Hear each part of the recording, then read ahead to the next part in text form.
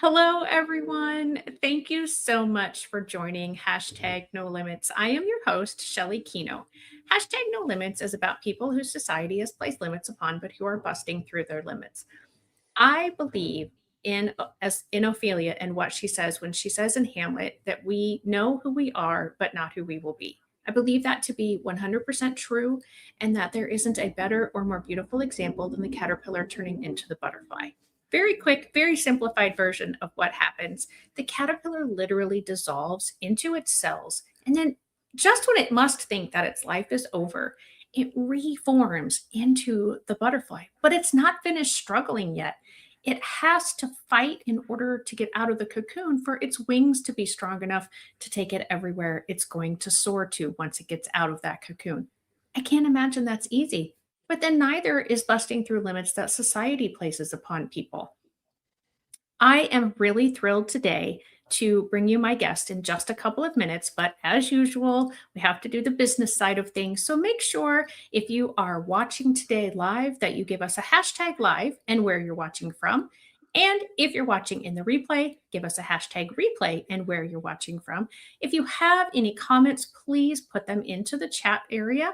And I will be sure to, if they're live, bring them up so that Casey can see them. And if they're not live, I will make sure that he gets them afterwards and he can respond to you if that's something that needs to be responded to.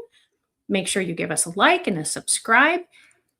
And I think that's all the business stuff that I have. So I am going to bring my guest on, Casey Muse. Casey, I know we joked about this the last time we talked about whether you were going to be KZ or Casey. And I said I was going to Yes. start the one, being the one to call you Casey. So Yeah. Yeah. Yeah. I forgot either all way, about that. Yeah. it's Mr. I actually Muse. How about we do that? That'll work. I actually left our conversation and told my wife about that, and she found that quite interesting. So, Yeah. Casey, Mr. Muse, welcome. I'm Yeah. so glad to get to talk to you Yeah. today. How are you Yeah. doing? I'm good. I'm good. All things considered for holiday preparation and joyful nature and all of these things, right? It's Yeah. I'm good. I'm good. Yeah. Awesome. Yes, for Yeah. anyone who's watching this or listening to it in podcast form, this is just a couple of days before Christmas that we are doing this. So, Mhm. Merry Christmas to everyone. And Yeah. so, Casey, tell us a little bit about yourself. Oh my goodness.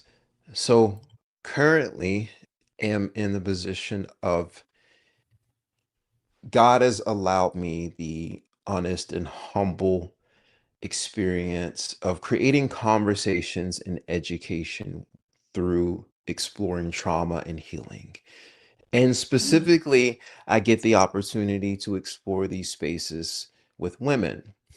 And what's super, super cool about that is the framework that I use is exploring your body mechanics and how trauma is stored in your body, as well as the mental health components of those things, as well as the social framework, the social aspect of your life, right? Who you decide to listen to, who you decide to associate with, who you decide to allow yourself to be around, and how that continues to influence where your trauma lines are, as well as your belief systems. And speaking of belief systems, then I get a chance to do music therapy with children of all things rhythm. That's why my if you go look at my website, caseymuse.com, CASEYMUZE, if you go look at that, the first thing that you'll see is the author of Rhythm and Restoration. I am a music therapist who provides rhythmic music therapy to the special needs population in schools, outside of schools, as well as the neurodivergent population, right? And then get a chance to advocate for that space with the parents and give them the reality that medication is not the only approach, right? You can do things that aren't supplementary with medication.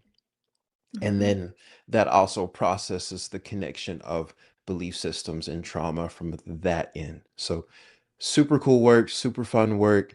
I love what I do currently, but how I got there is not by happenstance. It's been a long journey, but yeah. Yeah. So, how did you get into that particular field? I mean, from a educator and someone who is within the mental health field. I'm not a Hmm. practitioner, but I do a mental health awareness walk, and Yeah. I'm very aware of mental health aspects. Those are very heavy things that you Yeah. are talking about. So, how did you get into that field? I still don't know the answer to that question. Uh, I think listen, you said it in your intro. You said God allowed yeah. it. So That's the only true answer that I can give, quite honestly. And whether you believe in God, Buddha, Allah, the wind that blows beneath through the trees, whichever, right? The universe, right? It the the really cool reality of it is I did not wake up one day and decide that this is what I wanted to do and where I wanted to be, right? So what Mhm. happened is this is a conversation back and forth that I have had with God over and over again in my life where he said, music is something that I want you to do to serve the people, not to serve you. And I wrestled with Mhm. trying to figure out what that looked like for most of my life. All of my life, I still have conversations and trying to figure out what that still continues to look like, right? Mhm. But one day I woke up and gave everything to him in the midst of being sick and tired of where I was and not being okay or not being in a space of enjoying my life or not being in a space of being fulfilled with where I was at. And so I was like, all right, cool, let's try something else because this is not working. And then the mission started. Yeah. So yeah, That thank you. That yeah, I appreciate that. And I just wanted to give a shout out to Shirley Diane Royal Williams. Thank you for yeah, joining us today yeah, from Houston, Texas. We are glad to have you with us. yeah. Be sure if you have any comments or questions for Casey or myself that you pop those in. And not a very nice question. It grows when we are sleeping or not witnessing, right? Mhm. Yeah, I mean, it's happening all the time, yeah, right? yeah, It's just we don't see that transformation from the seed. yeah. And so thinking about the seed, what's in the seed? Uh-huh. How big is that seed compared to what becomes from that seed? Come on. Come on. Yeah, no doubt. Yeah, but a tree grow for sure. Yeah, Yeah, yeah.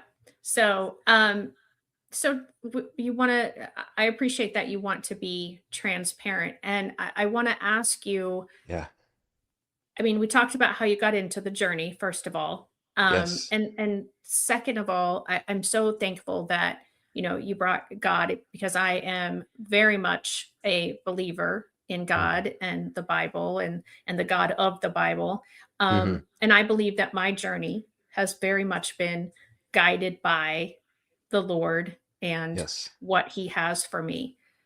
I also believe that the experiences that I've been allowed to go through have been like the caterpillar's journey. They weren't Mm. always easy. There's a Yeah. lot of things I wished I wouldn't have gone through, but had I not gone through those things, I wouldn't be the person I am today. Yes.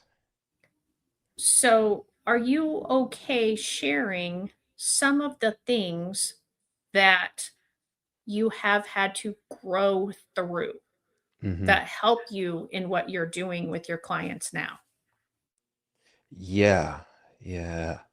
So there's a couple, and Okay. one of them is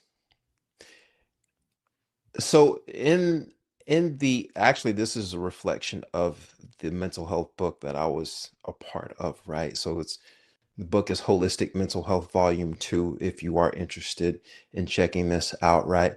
But there is a portion in my life when anxiety and depression were was at its highest, feeling overwhelmed and pacing back and forth in my room and stomping and screaming and shouting to the top of my lungs. And all of my nervous system was just in shambles, right? And finding rhythm, eh, just one example of rhythm being a sanctuary and a healing source for my life. Finding rhythm, but also finding the words to verbalize rhythm and chanting out loud paradiddle, which is really close to any drummer's heart, right? Then making the hand movements in the air as I would go right, right, left, paradiddle,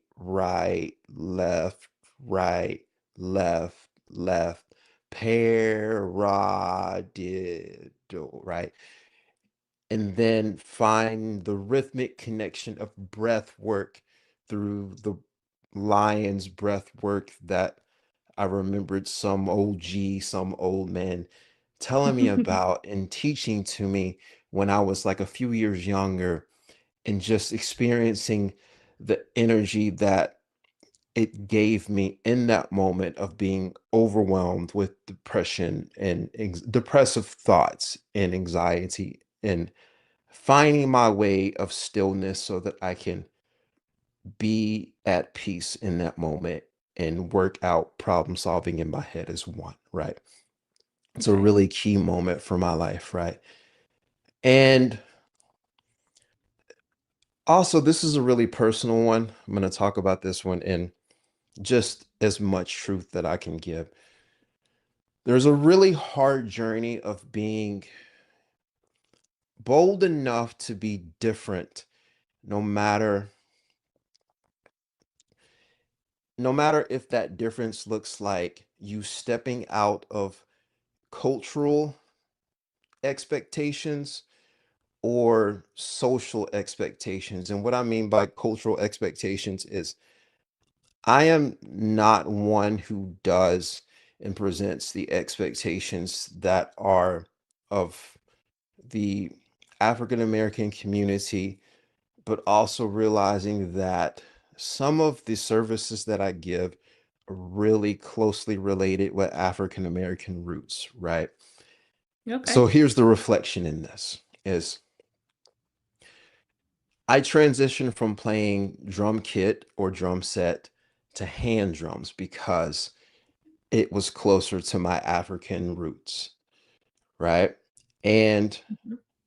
the reason why I believe the reason why God had me or the universe had me do that is because it is close to African American or Black culture, and it would connect well with that demographic more so than any other demographic, right? Not that it was only about race, but it was about having a point of connection that was a place of healing.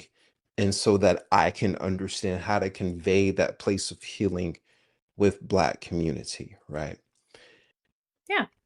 And a lot of times I still fight the understanding that it can be a place of healing, specifically with the Black community. Does that stop me? No. But it is a very much truth that I live on a daily basis. Sure. And I think that makes sense, because there needs to be that belief Mhm, by the person who you are working with that the person that they're learning from, in this mhm, case you, actually has experience mhm. in or can relate to whatever it is that the person is going through. Yeah, And that's, I think, called representation. And I think that's very key, because I don't know that I would mhm, be able to have a connection, but not the depth of connection yeah, that you can have within the Black community. I don't understand what that's like. Like I said, I can yeah, have a relationship, but I don't know that I would be able to have the same impact that mhm, you can have, because of how I grew up and how you grew up. yeah, You know, yeah, a lot of the guests that I have on this show are either people with disabilities or a loved one of a person with a disability, and I am neither. And so I learn every single Hmm. time that I do hashtag no limits because I don't walk in those shoes. And Yes. so I'm thankful. You asked at the beginning what the 222 stood for, and I said I'm on episode 222. And I have had 221 episodes prior to you to Hmm. learn about each of those people's lives. And now, having the opportunity to learn from you of what you do and what your Hmm. connection is. And I'm so grateful. I love doing hashtag no limits specifically for that reason, because I am busting through limits that I might have set that I didn't realize I had set on somebody's Yes. abilities or some culture. And my passion are people with disabilities, but it's busting through all kinds of limits, whatever Yes. those societal or cultural limits. And it's again, it's not necessarily a actual hard barrier, a physical barrier. Yeah. It's that mental barrier. And sometimes I think the mental barrier is more difficult to get over. Yeah. Yeah. Yeah. Yeah. I think the mental barrier presents a dynamic space and area of resilience because you never with the physical barrier you can see the depth, you can kind of measure how much, what fortitude, what pressure, what angle Yep. it may take to break through, right? With a mental or non-concrete barrier that you cannot see, it takes you waking up every single day and just chiseling away until it's no longer there. You never know how Right. long it's going to take. You never know how much pressure it's going to take. You never know how many people you are going to have to gather collaborative information from so that you can get wisdom to do it. You never know. And Right. that's what's so scary. And that's what is so discomforting about it is you never know what it's going to take. But that's what builds Yeah. endurance. That's what builds dexterity, right? Yeah. And so share with us what it is exactly that you do with your clientele. Like Yeah. how do you help them? Yeah. Thank So, you, Shirley. And before you do that, I just want to, we've had a couple yeah. of people join and I just want to acknowledge them. We've got Yeah. at Mr. Dab 420 MF3, and we have Rebecca, okay, Rebecca WU8BW. I Yeah. appreciate you guys joining today. Continue to keep those comments rolling, and like any questions, any comments, be sure to continue to put those in the chat. Okay, so sorry, Casey. Now you can answer the question I asked you. Yes. Can you repeat the question? I don't know that I remember. How is it that what do you do when you're working with your clients to help Mm. them? Obviously, there's some musical content in here, so I want you to talk Yeah. about that. And Rebecca does have um, uh, I don't know what after Rebecca for some reason. Rebecca has a question. Okay. All right. So go So, ahead and put that in, Rebecca, and he'll address that in a few minutes. yes. So every single therapeutic correspondence or intervention or lesson or session is predicated within the concept of bilateral stimuli, which is connecting both sides of your brain. Mhm, Also, it's about building the whole brain person, specifically with children, right? So we're talking about the downstairs of your brain and the upstairs of your brain, as well as the left and the right, or the right and the left, depending on how you're looking at my face in the world, mhm, right? So the left side of your brain being more analytical, math, science, structural messages, right? The right side being more of the emotional, creative gray matter of things that aren't so much minute, right? And so Hmm. the better that those sides of the brain speak to one another and it signals the elevation of levels from the bottom to the top, the more that person is in problem solving and fine motor skill development, right? So you talk about fine motor skill development, you talk about autism and Down syndrome, as well as thinking about ADD and ADHD, right? So you think about managing emotional content that comes in and how you understand what that looks like, and also how you understand how to verbalize what you feel or how you feel, right? And so Right. all of this, for the most part, is rooted in sensory integration of drumming and display. So it is would be what you see, right? But then also what you feel. And then a lot of times, like adding all of these components makes sense. So what you see, what you feel, what you say, what you hear, right? All of Hmm. those things in the instruction. Now, how difficult or how many dynamics take place, or how non-difficult and how lesser of the instructions you have matters depending on the diagnosis. Also, this is similar when I'm working with the um oh my gosh, care the dementia care Hmm. population that I work with as well, because I do a lot of work with them, right? So all of those things in rhythmic instruction and adding sensory development within it as well. Okay.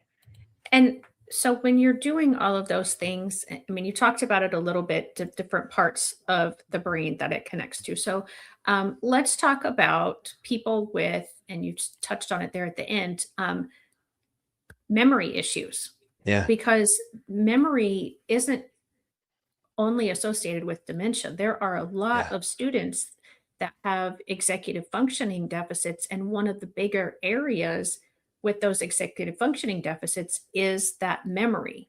Mhm. So, what is it that, like, can you even possibly give us a real specific example? But if you can't, just helping us kind of understand how that connects and how that makes things work. Yeah. So I often will say that memories are connected to your emotional bandwidth. Your Okay. emotional bandwidth is connected to the actions that you portray, right? And so when you look at the gap in the middle, there are the things said and the things unsaid, right? The things that you feel and the things that you are not sure how to verbalize in safe or in comfort measure, right? So all of those things are connected to your memories, unlocked or locked, meaning accessible or non-accessible, right? Okay. And so that's like that really is m- the quickest way that I can kind of explain or give context to how it makes sense really is that math problem with some variations in there of how I would intervene or interact with that person, right? Hmm. It gets really minute, but that math problem is seemingly it is memories connected to thought, connected to feeling, connected to unsaid or non-unsaid, connected to behavior, right? Right. And one of the things that I have often talked about is that behavior is communication. Mhm. So, can you explain, or can you see the connection between, and I think you just said it, that Yeah. it's the thought, it's the emotion with it, Mhm. and then it's the behavior associated with it. Yeah. So, many times, and this is, I think, a big part of what you do, those behaviors that are connected to that feeling were from trauma. Yes. And I think, well, all of us, I feel, went through a trauma during the pandemic. Yes. Not everybody reacted the same way, though, to that, nor now that we're past it for a few years. Yes. So, how is it that you would work with someone, or even if you have suggestions to others who are in the field of education or the field of caregiving in any aspect? Mm. How do you I don't feel like I'm wording what I wanna say correctly. How do you suggest that someone acts when they're getting a behavior from somebody? Does that make sense? Yes, I think so. Can you say it one more time?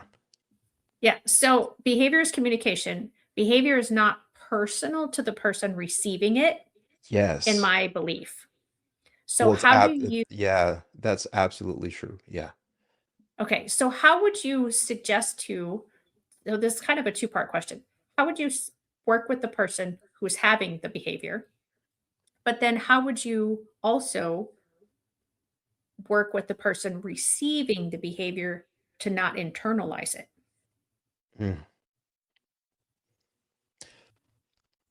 So I would point out the ending result, the ending goal, right? And the ending goal is for that person to serve the person that is having the behavioral issue, right? Mhm, And there's a spiritual block most of the time that's happening is they're not able to let loose of the expectation that is happening. A lot of times, the caregiver will have an expectation that is unmet, right? And most of the time, in those circumstances, explaining unmet expectations, but being able to take and collect data so that they can maneuver their two things, their mental composition in the space, but then also how they physically react, right? Is mhm. really important for them moving forward. In truth, there's a lot of different, depending on the relationship, there could be a very of things that I would tell them, right? But I would always start there. Okay. That sounds good. I appreciate you sharing that a little bit. So we've got some, I think, some conversation going on amongst people in the chat, which is why I just want to say I haven't shown all the messages from the chat because I think there's some people interacting within it, Sure. and I don't think they're necessarily connected to what we're talking about. And so I apologize if I am misunderstanding what's happening in the chat. But I just wanted to let those that are watching know I'm not ignoring you. I just didn't think it was about us. So please let me know if I need to step back and show some of those comments. So Casey, I want to talk about when you're dealing with students specifically, and I'm going to share your website here. I should have done this ahead of time, so I apologize. I didn't have this ready. But Yeah. um, how do you interact with kids? Is it in a group setting? Is it one on one when you go to schools? Is it a combination of both? It is a combination of both. It is mainly group settings and only individual with special needs populations. So it's pretty broad, the demographics that I work with, right? So I work with whole body populations, meaning I'll give whole body presentations in a presentation called Drum Talk, which is pretty blanketed SEL practices in instruction.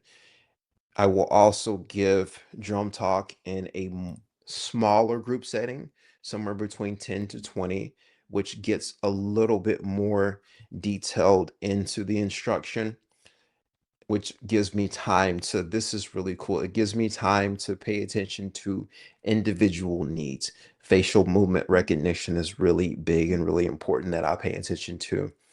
Eye movement is really big and important to pay attention to, right? Nonverbal communication cues like what you do with your hands during the session that I'm not giving instruction to, right? How fidgety are you? How fidgety are you not is really important as well as to how I interact or who I choose to interact with to do call and response activities with, right? I also do specific schools that have or cater to the special needs or neurodivergent population where I will map out a specific program underneath the trap learning program, which is on my website, which is called TRAP Learning, which stands for the Rhythm Arts Project Learning, right? Which is dedicated to, but not limited to, the special needs population, where I will work with autism, Down syndrome, verbal, nonverbal variations of spectrum, right? ODD, um, all of the space that exists there, right? And so it's super cool. I'm honored to be able to have so many schools that I work with to do some of those spaces. Some of my non-clinical spaces are really fun as well. I do drumline instruction for a few different schools.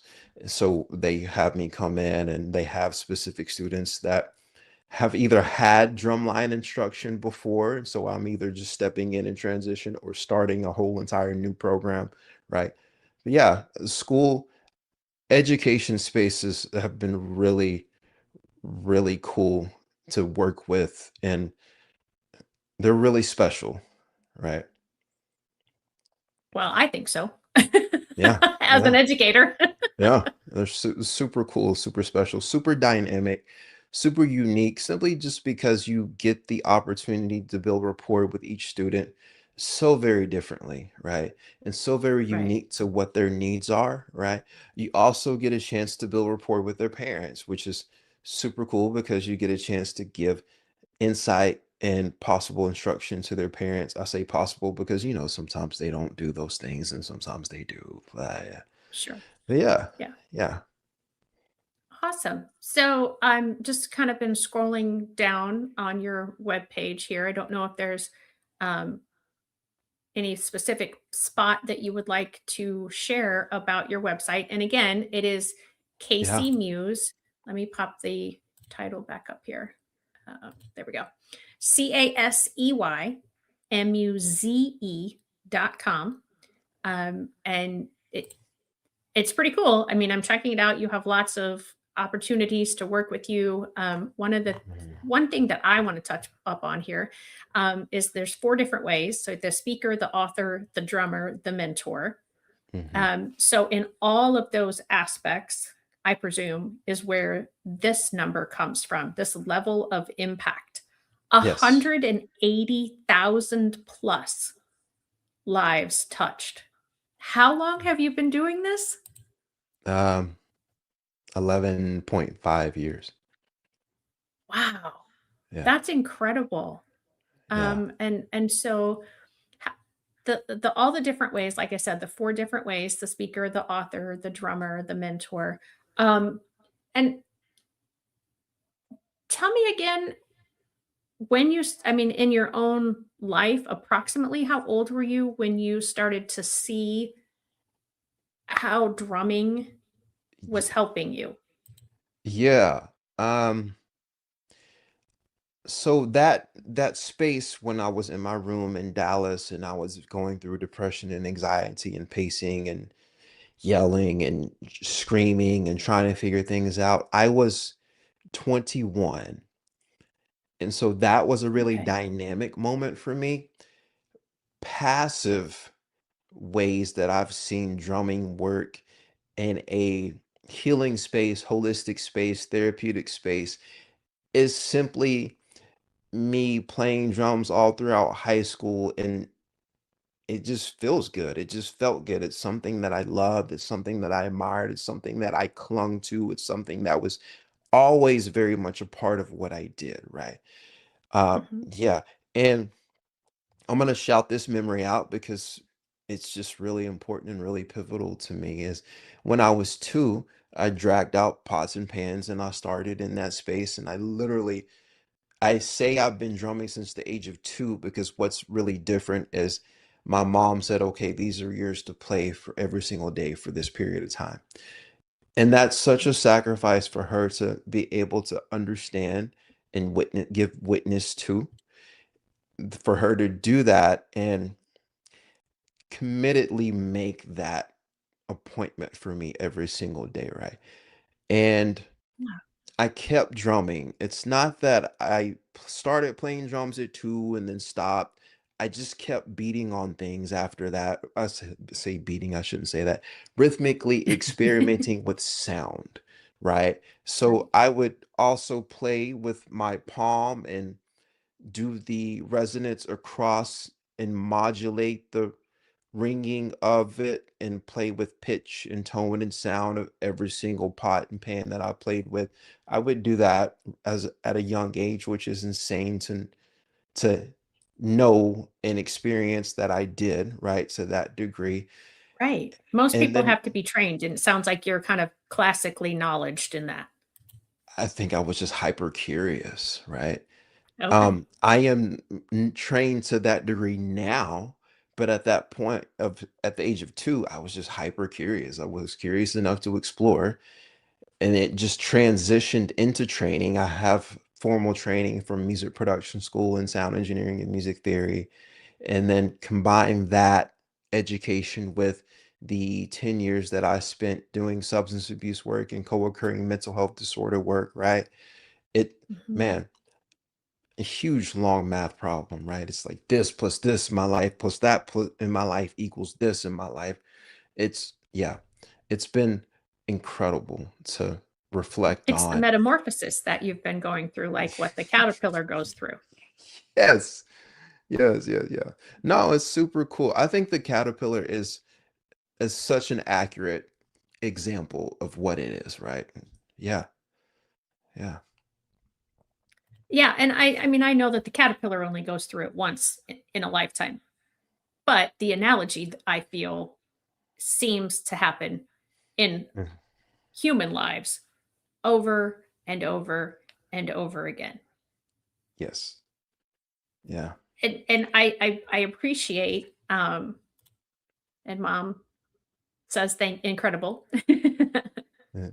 um, and I appreciate the changes that happen because like I said, I think, there were a lot of things that I was allowed to go through, and that I needed to go through in order to appreciate, truly appreciate Mhm. all the good things.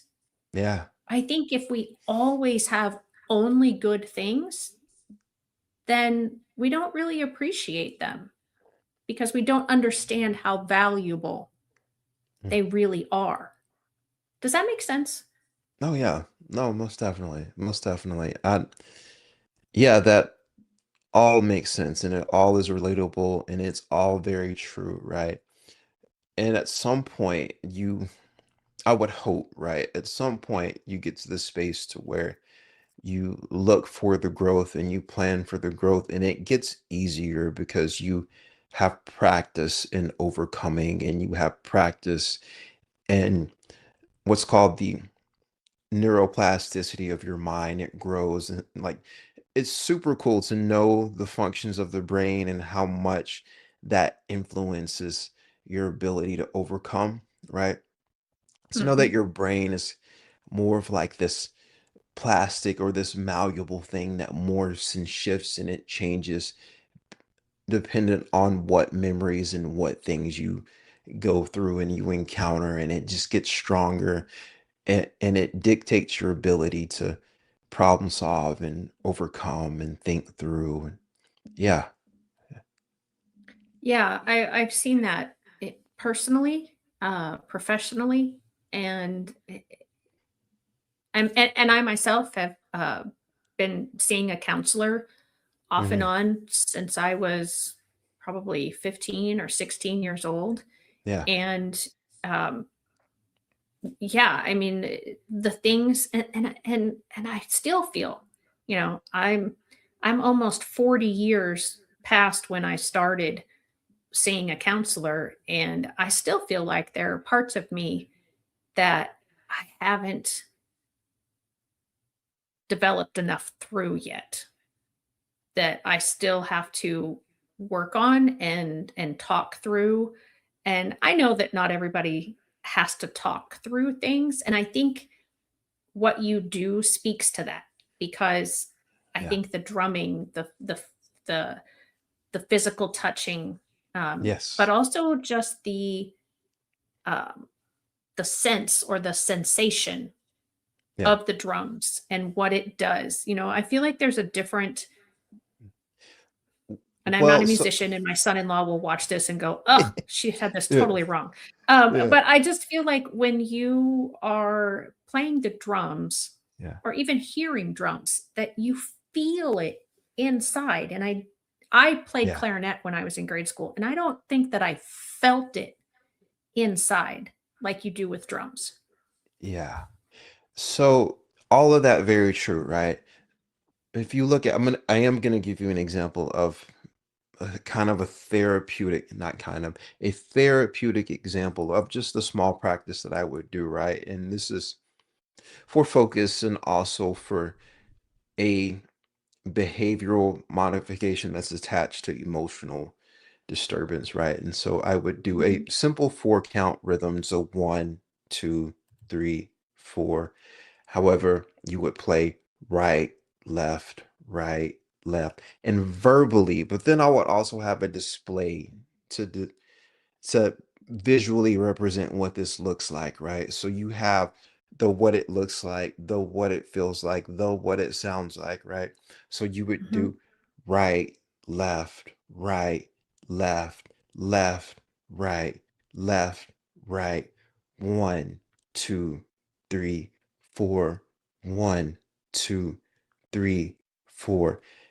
Then you add colors: red, blue, green, purple, red, blue, green, purple, right? And to possibly take this one step further, you notice purple is 2 syllables, all the other colors Mhm. are one: red, Right. blue, purple. So you would do eighth notes with the purple, red, blue, green, purple, red, right? But then Oh, okay. the trick is, because you are purple, th- this is red, blue, green, purple, red, blue, green, purple, and you're looking at all of the movement in physical, optical representation of how it flows, right? Mhm. So then, as this gets more complicated, and then with family sessions, this is super cool because every member of the family has a drum and has the same goal, has the same part. And so you go around and around, right? So then you assign parts and you break it up, and it's super cool. That sounds awesome. So what sort of, butterflies have you seen developed Butterflies. Yes. from, yeah, from Yes. your sessions, from your Yes. time? Like, what sort of limits have people that have worked with you busted through? Yes. Is the better way to say that, but yeah, I was thinking, my Yeah. caterpillar to butterfly. So I will tell you this is a butterfly that has had the best year at the age of, I'm trying to stay with this metaphor of a butterfly. A a 12-year-old butterfly who had family reported a failure year in mathematical experience in scholastic career after they, or during the time frame that they went through my sessions of individual or family sessions, had the highest performance year in math that they ever had. In fact, said Wow. that they said that 3/4 of the time through my 6 months with them, so about 4.5 months or so, they were making high B's, low C's in all of their math testing, in math tests, math quizzes, math practices, math exercises. They were highly able to understand and slow down enough to ask the right questions in class so that they can have the right feedback and understand the information that was given. It was incredible. That is amazing. And I think that again, though, speaks to And you used the acronym earlier, SEL, and I forgot that I don't like to Mm. just use acronyms and not explain Yeah. them. So, but Yeah. that speaks perfectly to the social emotional learning, which is what SEL stands for. Yes. Because Thank you for clarifying that acronym, by yeah, the way. Yeah. Yeah. and like the oppositional defiant disorder, you talked about that before too, the Yeah. ODD, Yeah. and how it's so important for anybody, but Mhm. especially our children, because they're the ones who are being Yeah. graded on their learning. We're all Yeah. learning every day, hopefully. Mhm. But our youth are being graded on their learning. And so it's so important that they are Yes. in that regulated state What of being able to I'm sorry, go ahead. Yeah. So what's super cool about oppositional and defiant disorder is in having the opportunity to work with the parents, you get a chance to re-regulate these signals that they're getting from their parents. Because one of the dynamics, one of the truths about oppositional and defiant disorder is it is really rooted in in the lack of clarity of signals that they're getting from their parents. And so if you can get the parents on the same board with the progress of the child, at least in a few spaces, it does so much good, right? That's cool. Yeah, I mean that makes sense again to me as an educator and Yeah. someone who, because I dealt with students who learned differently, Mhm. and so I had students who had oppositional defiant disorder, disruptive mood dysregulation disorder, Yeah. DMDD, um, eh, all the D's, Yeah. specific learning disability. Autism doesn't have a D in it, but those those processing things. And you had talked about, the top and the bottom and the left. Sorry, the left and the right. I went to the Yeah. wrong side because it's flipped on my screen. Um, and it's so important that the back of the brain, right? That's where the emotions are, Mhm.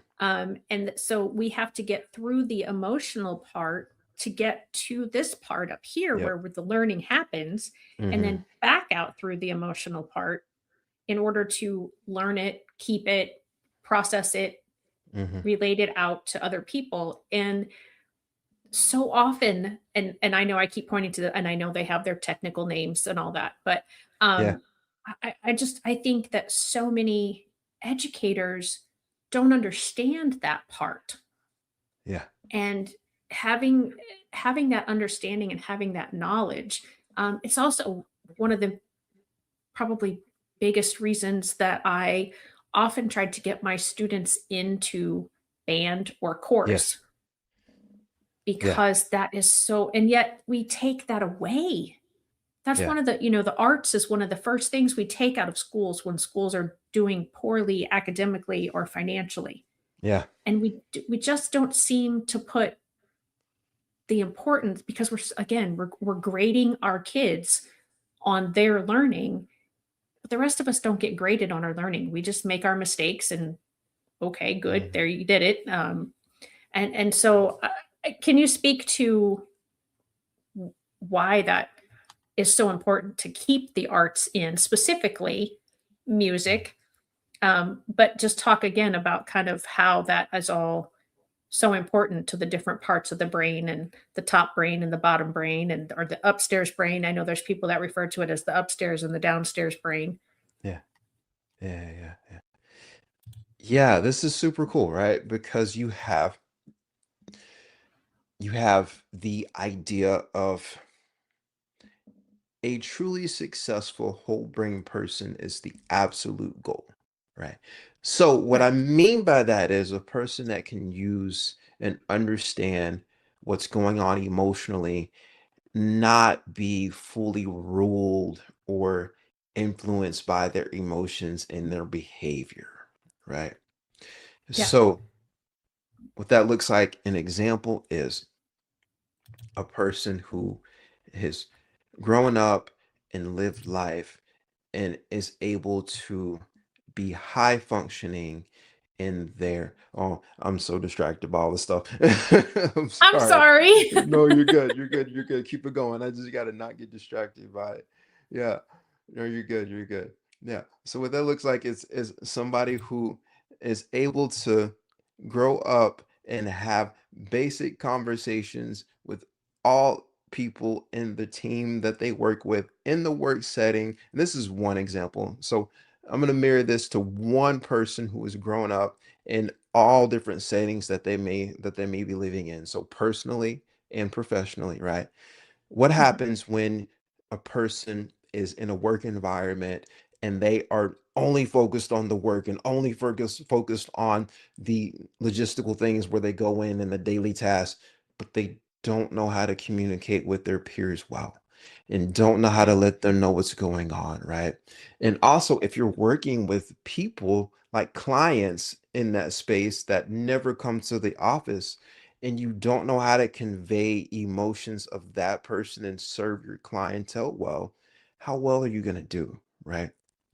Right. And Exactly. so we're looking at future telling stuff, right? I'm going to tell the future a little bit.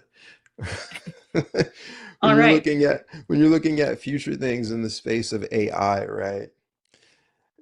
When you're looking at the people that have the ability to have open conversations with other people about their emotions and the most depth of conversations as possible, that's going to be the person that is the most successful, right?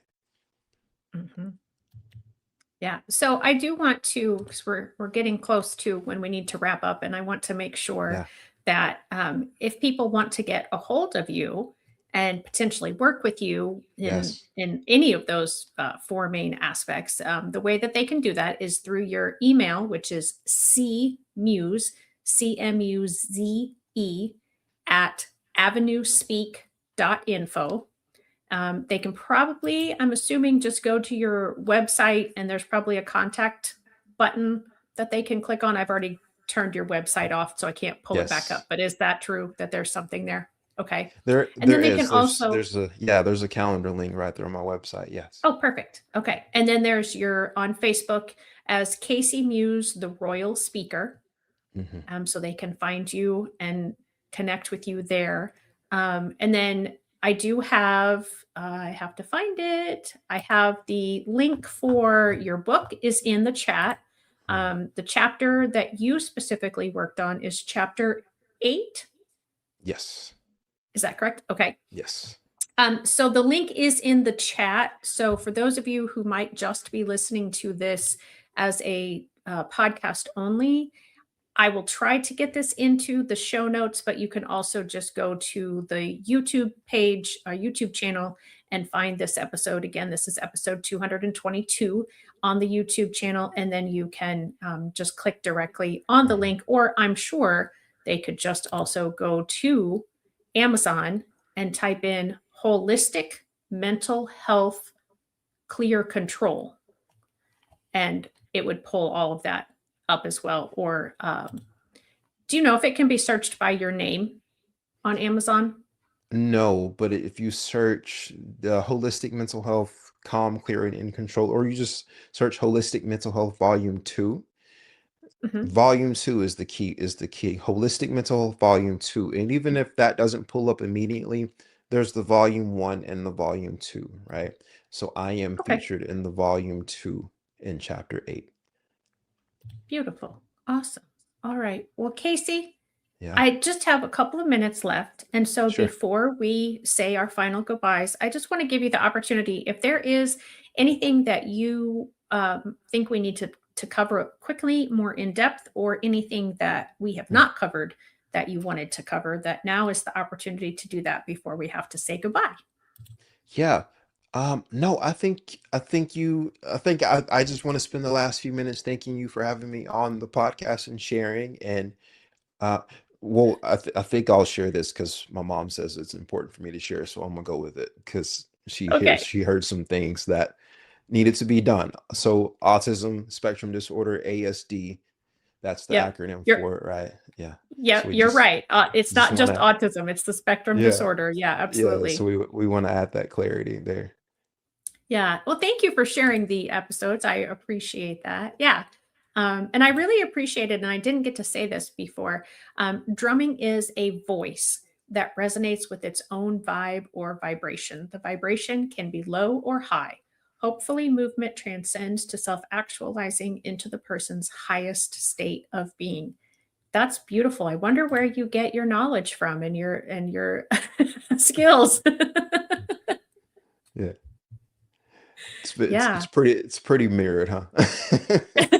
Yeah. Yeah, it's kind of Yeah. obvious. Yeah. But that's awesome. Yeah. So, yeah, so yeah, like we said, all the D's before the oppositional defiant disorder, the Mhm. specific learning disability, the disruptive mood dysregulation disorder, Yes. dementia, Yes. all the D words that have to Yeah. do with special education, autism spectrum disorder. You're right. I Yeah. often don't refer to it as ASD. I do often just say autism. So thank you for Yeah. that reminder. I very Yeah. much appreciate that. I Um, will I will often say autism spectrum and leave out the disorder because working in mhm, mental health for so long has got me advocating for not calling things a disorder, which right. dang, that's a whole nother conversation. Right. Yeah. Okay. Well, we Yeah. kind of cut you off. I know you were saying you wanted to wrap up with something. No, I just wanted to wrap up with the thank yous for having me on the podcast and facilitating the Oh, conversation. So thank you for allowing me to have space. yeah, absolutely. I very much mental health and special education. I mean, those Mhm. were right in line with what I do here, and I very much appreciate everyone who has joined us today and has commented. Make sure if you're watching in the replay that you do the same thing, leave a hashtag replay, Mhm. and where you're watching the replay from. And if you have any questions, be sure to type those into the chat as far as for myself or Casey, and I will make sure that if one of us can respond, that we do. And I think that's it. So I'm going to wrap up with just saying Merry Yeah. Christmas, everyone. Happy Yeah. New Year. That new year will be 2026. So just in case you're listening Yeah. to this 10 years from now, it is 2026 is our new year coming up. I look forward to being able to continue to be with you in 2026 doing hashtag no limits. And if you need help with any special education services, I appreciate that support as well, and I would love to be able to support you in any kind of special education need that you might have, be it a speaker, a presenter, or direct coaching services with you as a teacher or you as a family. And remember, guys, we know who we are, but not who we will be. Have a blessed week. Bye bye. Yeah. Okay. Did it stop? No, it's still going. Why is it still going?